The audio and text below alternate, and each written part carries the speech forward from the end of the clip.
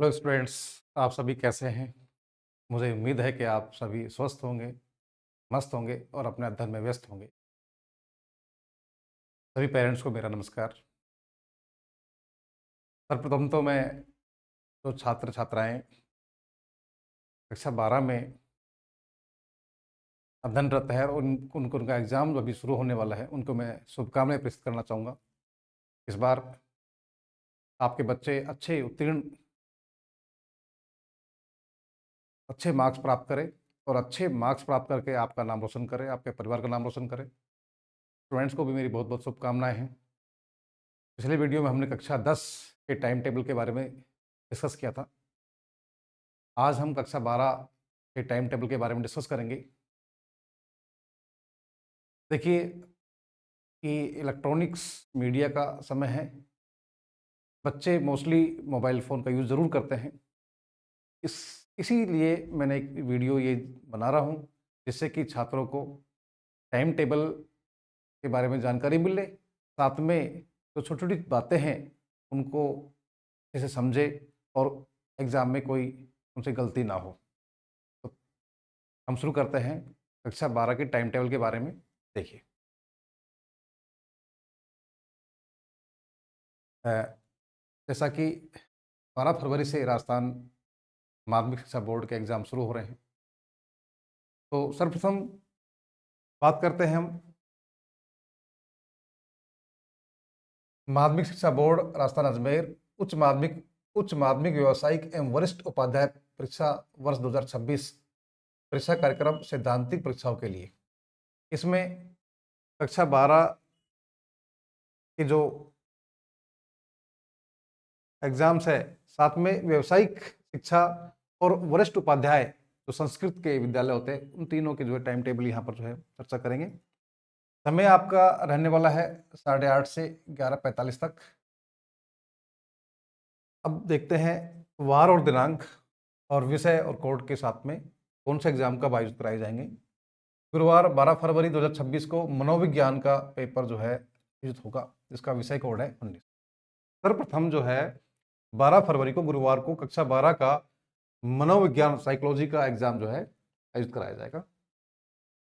दूसरा, शुक्रवार 13 फरवरी 2026 को अंग्रेजी अनिवार्य इंग्लिश कंपलसरी, जिसका विषय कोड 02 है, उसका एग्जाम होगा। शनिवार 14 फरवरी 2026 लोक प्रशासन, जिसका विषय कोड 06 है, उसका एग्जाम आयोजित कराया जाएगा। इसको इंग्लिश में हम पब्लिक एडमिनिस्ट्रेशन बोलते हैं। बहुत सारे इंग्लिश मीडियम के बच्चे कंफ्यूज हो जाते हैं कि भाई लोक प्रशासन, पब्लिक एडमिनिस्ट्रेशन, तो थोड़ा सा मैं बता रहा हूँ। 15 फरवरी को आपका रविवार का अवकाश रहेगा। 16 फरवरी को भूगोल, लेखाशास्त्र, भौतिक विज्ञान, ज्योग्राफी आर्ट्स का जो सब्जेक्ट है, जिसका विषय कोड 1414 है। लेखाशास्त्र अकाउंट्स 03 और भौतिक विज्ञान फिजिक्स का 40, जिसका विषय कोड है। ये एग्जाम आयोजित होंगे। उसके बाद मंगलवार 17 फरवरी 2026 को कंप्यूटर साइंस, कंप्यूटर विज्ञान का विषय कोड 03 है। इंफॉर्मेटिक्स प्रैक्टिसेस, सूचना अभ्यास प्रैक्टिसेस है ना, 04, उसका जो है एग्जाम होगा। उसके बाद में 18 फरवरी को संस्कृत साहित्य, संस्कृत लिटरेचर, संस्कृत वाङ्मय, जिसका विषय कोड 12 है, उसका विषय कोड है 94, ये आयोजित होंगे। 19 फरवरी को पर्यावरण विज्ञान, इन्वायरमेंटल साइंस का एग्जाम होगा, जिसका विषय कोड 61 है। शुक्रवार 20 फरवरी 2026 को हिंदी अनिवार्य का जो है पेपर आपका आयोजित होगा, जिसका विषय कोड है 01। उसके बाद में बात आती है शनिवार 21 फरवरी 2026 को दर्शन शास्त्र और सामान्य विज्ञान। दर्शन शास्त्र का 85 विषय कोड है और सामान्य विज्ञान का है 56, तो हम फिलोसफी बोलते हैं। ये एग्जाम आयोजित होंगे। 22 फरवरी को रविवार रहेगा, अवकाश रहेगा। सोमवार 23 फरवरी 2026 राजनीति विज्ञान, जिसका विषय कोड 11 है। भूविज्ञान, जिसका विषय कोड 4343 है। और कृषि विज्ञान, जिसका विषय कोड 84 है। पॉलिटिकल साइंस, भूविज्ञान और एग्रीकल्चर साइंस का जो है ये एग्जाम जो है आयोजित होंगे। मंगलवार 24 फरवरी 2026 को ड्राइंग चित्रकला का जो है पेपर आयोजित होगा, जिसका विषय कोड है 17। बुधवार 25 फरवरी 2026 को गणित मैथ्स का एग्जाम आयोजित कराया जाएगा, जिसका विषय कोड है 1515। गुरुवार 26 फरवरी 2026 अंग्रेजी साहित्य, इसका विषय कोड है 0220। कंकण लिपि हिंदी, विषय कोड 34। कंकण लिपि का प्रश्न पत्र प्रातः 9 बजे प्रारंभ किया जाएगा, ये विशेष बात है। और सभी जो है हमारे एग्जाम्स जो है 8:30 पर जो है शुरू हो रहे थे, लेकिन ये जो एग्जाम है इसका जो है समय जो है इन्होंने अलग से लिखा है प्रातः 9 बजे। तो हमारे इंग्लिश लिटरेचर हो गया है और कंकण लिपि के जो है ये दो एग्जाम 26 फरवरी को जो आयोजित होंगे। उसके पश्चात 27 फरवरी को ऋग्वेद, इसका विषय कोड 44 है। शुक्ल यजुर्वेद, विषय कोड 45। कृष्ण यजुर्वेद, विषय कोड 46। सामवेद, विषय कोड 47। अथर्ववेद, विषय कोड 48। न्याय दर्शन, विषय कोड 49। वेदांत दर्शन, विषय कोड 50। मीमांसा दर्शन, विषय कोड 51। जैन दर्शन, विषय कोड 52। निम्बार्क दर्शन, विषय कोड 53। वल्लभ दर्शन, विषय कोड 54। संबंध दर्शन, विषय कोड 55। रमनंद दर्शन, विषय कोड 57। व्याकरण शास्त्र, विषय कोड 86। साहित्य शास्त्र, विषय कोड 87। प्रणेतिहास, विषय कोड 88। धर्मशास्त्र, विषय कोड 89। ज्योतिष शास्त्र, विषय कोड 90। समुद्रिक दर्शन, समुद्रिक शास्त्र, विषय कोड 91। और वास्तु विज्ञान, विषय कोड 92। और लास्ट है इसमें पौरोहित्य शास्त्र, विषय कोड 93। तो 27 फरवरी को जो है जो हमारे ऋग्वेद धर्म से है, गीता से संबंधित है, दर्शन से है, वो सारे एग्जाम जो है 27 फरवरी को आयोजित होंगे। आगे चलते हैं। शनिवार 28 फरवरी 2026 को अर्थशास्त्र, शीघ्र लिपि हिंदी, शीघ्र लिपि अंग्रेजी, कृषि जीव विज्ञान। देखिए, इकोनॉमिक्स, जिसका विषय कोड 10। शीघ्र लिपि हिंदी, विषय कोड 32। शीघ्र लिपि अंग्रेजी, विषय कोड 33। कृषि जीव विज्ञान, विषय कोड 39। और जीव विज्ञान 42। ये एग्जाम आपके आयोजित होंगे। उसके पश्चात रविवार 1 मार्च को अवकाश रहेगा, रविवार रहेगा। 2 मार्च को होलिका दहन है, उसका अवकाश आपका रहेगा। मंगलवार 3 मार्च को होली यानी कि धुलंडी का अवकाश रहेगा। तो ये 3 छुट्टियां आपको जो है मिलेगी, और इस 3 छुट्टियों से आपको जो है नेक्स्ट जो एग्जाम है जिन बच्चों का, उनको जो है फायदा मिलने वाला है। 4 मार्च 2026 इतिहास हिस्ट्री 13 विषय कोड। व्यवसाय अध्ययन 31 विषय कोड। कृषि रसायन विज्ञान 38 विषय कोड। और रसायन विज्ञान 41 विषय कोड है। तो ये हिस्ट्री हो जाएगा, बिजनेस एडमिनिस्ट्रेशन हो जाएगा, और कृषि, एग्रीकल्चर, केमिस्ट्री साइंस और केमिस्ट्री, ये आपके जो है 4 मार्च को एग्जाम आयोजित होंगे। उसके पश्चात 5 मार्च को कंठ संगीत, विषय कोड 16। नृत्य कथक, विषय कोड 59। वाद्य संगीत तबला, विषय कोड 63।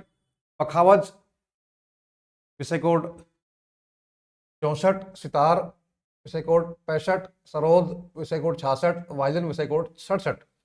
दिलरुबा, विषय कोड 68। बांसुरी, विषय कोड 69। और गिटार, विषय कोड 70। ये एग्जाम आपके आयोजित होंगे। यानी कि संगीत वाले एग्जाम जो है सारे 5 मार्च को जो है मोस्टली आयोजित कराए जाएंगे।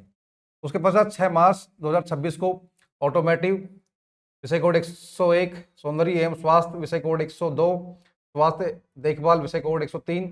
सूचना प्रौद्योगिकी व सूचना प्रौद्योगिकी समर्पित सेवाएं, IT एंड ITs, विषय कोड 104।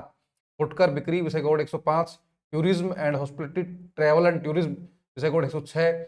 Apparel, made ups and home furnishing, विषय कोड 108। इलेक्ट्रॉनिक्स एंड हार्डवेयर, इलेक्ट्रॉनिक्स, विषय कोड 109। कृषि सूक्ष्म सिंचाई प्रणाली, विषय कोड 110। प्लम्बर, विषय कोड 111, टेलीकॉम विषय कोड 112, banking financial service and insurance विषय कोड 113, कंस्ट्रक्शन विषय कोड 114, फूड प्रोसेसिंग विषय कोड 115।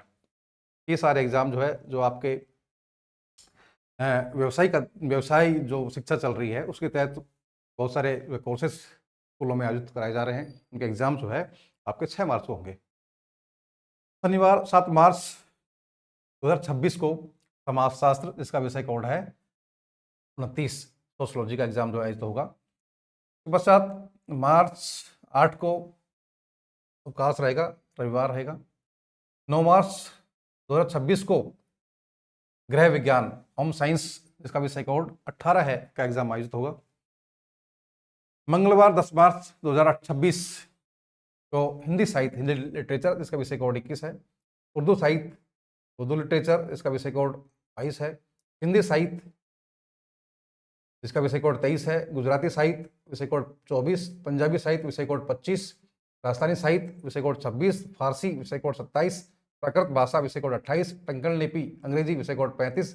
टंकण लिपि का प्रश्न पत्र प्रातः 9 बजे प्रारंभ किया जाएगा, जैसा कि हमने टंकण का पहले भी देखा था, और इसका भी जो है प्रातः 9 बजे जो एग्जाम होगा। ये विशेष ध्यान देने वाली बात है। उसके पश्चात में जो अंतिम एग्जाम है वो है शारीरिक शिक्षा।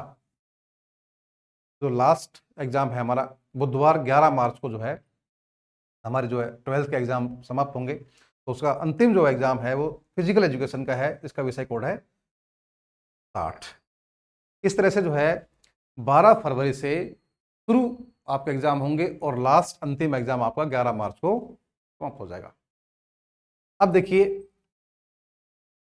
बोर्ड ने कुछ गाइडलाइंस जारी की है कि बच्चों को कैसे कैसे जो है कौन कौन सी बातों का जो ध्यान रखना है, उन पर चर्चा करेंगे। परीक्षार्थी परीक्षा दिनांक एवं समय का पूरा ध्यान रखें। उपयुक्त परीक्षा कार्यक्रम में कोई परिवर्तन होने पर समाचार पत्र एवं बोर्ड की वेबसाइट के माध्यम से सूचना दी जाएगी। यदि किसी प्रकार का कोई संशोधन होता है बोर्ड एग्जाम्स में और कोई डेट एक्सटेंड होती है या कोई पेपर कैंसिल होता है किसी कारणवश, कई बार पेपर आउट हो जाते हैं, कोई और भी समस्या आती है, तो आपको पूर्व में ही सूचित कर दिया जाएगा बोर्ड की वेबसाइट से या समाचार पत्रों के माध्यम से।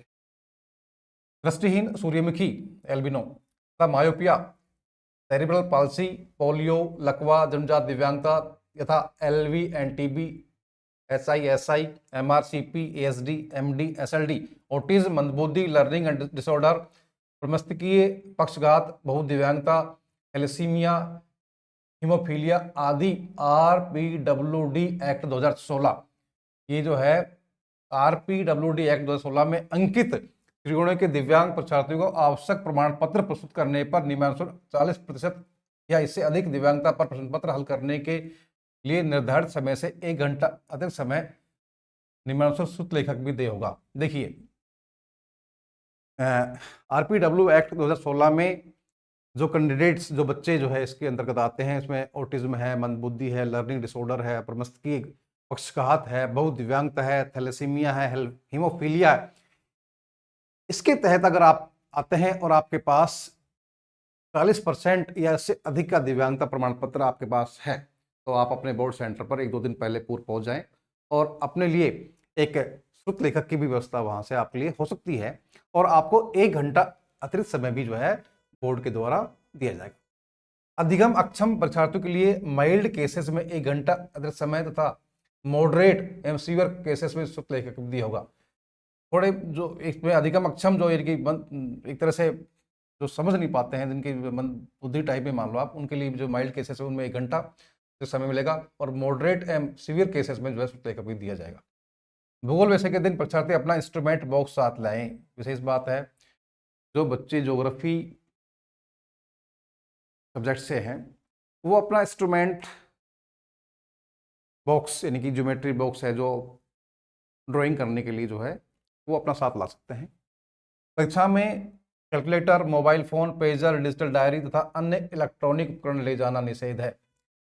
एग्जाम में किसी भी प्रकार का कैलकुलेटर हो, चाहे स्मार्ट वॉच हो, मोबाइल हो, फोन हो, पेजर हो, डिजिटल डायरी हो या अन्य किसी प्रकार का इलेक्ट्रॉनिक उपकरण आप नहीं ले जा सकते। इसके बाद में परीक्षा कक्ष में ये हो गया। टंकण लिपि का प्रश्न पत्र देखो, हमने पहले भी जो है उसमें दे रखा था, और यहाँ भी जो है उन्होंने स्पष्ट बताया है कि 9 बजे प्रारंभ किया जाएगा। विद्यालय को जहाँ के परीक्षार्थी टंकण लिपि में उनके विद्यालय के अतिरिक्त अन्य विद्यालय में परीक्षा दे रहे हो तो उन्हें प्रत्येक 4 छात्रों के लिए एक टंकण यंत्र केंद्र पर भेजना होगा। देखिए क्या कह रहे हैं, कह रहा है कि विद्यालय को जहां परीक्षार्थी टंकण लिपि में उनके विद्यालय के अतिरिक्त अन्य विद्यालय में परीक्षा दे रहे हो तो उन्हें प्रत्येक 4 छात्रों के लिए एक टंकण यंत्र केंद्र पर भेजो। यदि टंकण यंत्रों की कमी होती है, जो मशीनें आपको जो टंकण के लिए जाएगी उनकी बात कर रहे हैं, तो यदि टंकण यंत्रों की कमी हो तो विद्यालय बोर्ड की पूर्व स्वीकृति से 4 के बजाय 5 परीक्षार्थियों के लिए एक टंकण यंत्र भेज सकते हैं। यानी कि 4 छात्रों के लिए एक जो है टाइपिंग मशीन जो है उपलब्ध रहेगी, और अगर आपको लगे ऐसा तो एक अतिरिक्त जो है 4 के बजाय 5 परीक्षार्थियों के लिए एक टंकण यंत्र भेज सकते हैं। स्वयं पाठी परीक्षार्थी स्वयं ही टंकण यंत्र का प्रबंध करेंगे। जो बच्चे प्राइवेट है उनके लिए जो है टंकण की व्यवस्था जो है स्वयं करनी होगी। परीक्षार्थियों के लिए आवश्यक टंकण यंत्र उपलब्ध न हो तो केंद्र अधीक्षक को चाहिए कि उपलब्ध टंकण यंत्रों के अनुसार परीक्षार्थियों के दल बना ले। प्रत्येक दल के परीक्षार्थियों की सूची एवं उन्हें किस समय परीक्षा केंद्र पर आना है इसकी सूचना दे देंगे। प्रत्येक दल की परीक्षा समाप्त होने के पश्चात परीक्षार्थियों से प्रश्न पत्र एकत्र कर लिए जाएंगे तब उन्हें घर जाने की अनुमति दे दी जाएगी। संबंधित दल की परीक्षा प्रारंभ होने वाले समय से 15 मिनट पूर्व परीक्षार्थियों को केंद्र पर बुलाया जाए। देखिए, अब परीक्षा भवन में बोर्ड द्वारा नियुक्त केंद्राधिकारी CS, वीक्षक, कोऑर्डिनेटर, उड़न दस्ते, फ्लाइंग स्क्वाड, निरीक्षक और भी कोई ऑब्जर्वर वगैरह आते हैं आदि को परीक्षार्थियों की तलाशी लेने तथा आपत्तिजनक सामग्री प्राप्त करने का अधिकार होगा। इसमें किसी प्रकार की आपत्ति, मनाही, अन्य उत्पाद को दुराचरण माना जाएगा। यदि एग्जाम हॉल में, एग्जाम रूम में CS आता है, ACS आता है, कोऑर्डिनेटर आता है, कोऑर्डिनेटर नहीं आएगा अंदर, उड़न दस्ते से, फ्लाइंग स्क्वाड से कोई आता है और वीक्षक आता है, तो परीक्षार्थी की तलाशी लेते हैं तो परीक्षार्थियों को किसी प्रकार की आपत्ति नहीं होनी चाहिए। प्रश्न पत्र पर निर्धारित स्थान पर परीक्षार्थियों को अपना रोल नंबर लिखना होगा। जहां एक जो स्पेस दे रखा है परीक्षार्थी के लिए रोल नंबर लिखने का, वहां पर जो है प्रश्न पत्र लिखेगा। वो प्रश्न पत्र हल करने के पश्चात उत्तर पुस्तिका के अंतिम लिखित पृष्ठ पर समाप्त शब्द लिखकर शेष रिक्त पृष्ठों को तिरछी लाइन से काटे। और जब आपका पेपर कंप्लीट हो जाए, आपने सारे क्वेश्चन सोल्व कर दिए हैं, उसके पश्चात समाप्त लिख दे। उसके बाद जो पेज खाली रह जाते हैं उनको आप क्रॉस कर देंगे। परीक्षार्थी अपना नामांक उत्तर पुस्तिका में निर्धारित स्थान के अलावा कहीं नहीं लिखे, और आपका जो रोल नंबर है वो केवल जो पेज दे रखा है जहां पर आपको रोल नंबर लिखने, केवल वहीं आपको रोल नंबर लिखना है, उसके अलावा कहीं आपको रोल नंबर नहीं लिखना है।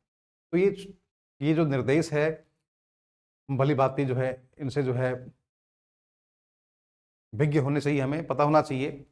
नहीं तो कई बार क्या होता है कि हमें असुविधा होती है। तो ये टाइम टेबल जो है आप अपने जो है टेबल पर जहाँ आप अध्ययन करते हैं, बच्चों को विशेषकर कहूँगा मैं, पेरेंट्स को भी कहूँगा कि आपके बच्चे जहाँ स्टडी करते हैं, अध्ययन करते हैं जिस रूम में, उस टेबल पर या सामने दीवार पर एक टाइम टेबल की फोटोकॉपी जो चस्पा अवश्य कर ले, जिससे बच्चा एक दिन पूर्व ही ध्यान रहे बच्चे को कि भाई कल मेरा किस विषय का एग्ज़ाम है, और बच्चे को किसी प्रकार की असुविधा ना हो, किसी प्रकार की हड़बड़ाहट नहीं हो।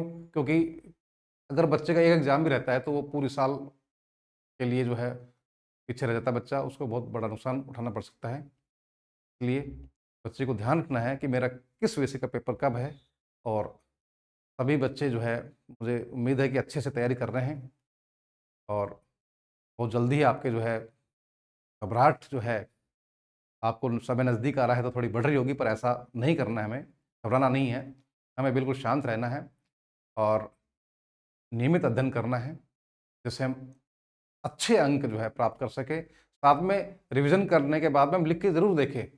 बच्चों को मैं ज़रूर कहूँगा कि बच्चे लिखते नहीं हैं, जो बच्चे लिख कर देखेगा उन बच्चों के जो है मार्क्स अच्छे आते हैं, क्योंकि उनकी गलतियाँ नहीं होती है। जब वो लिखते हैं तो गलतियों में सुधार होता है।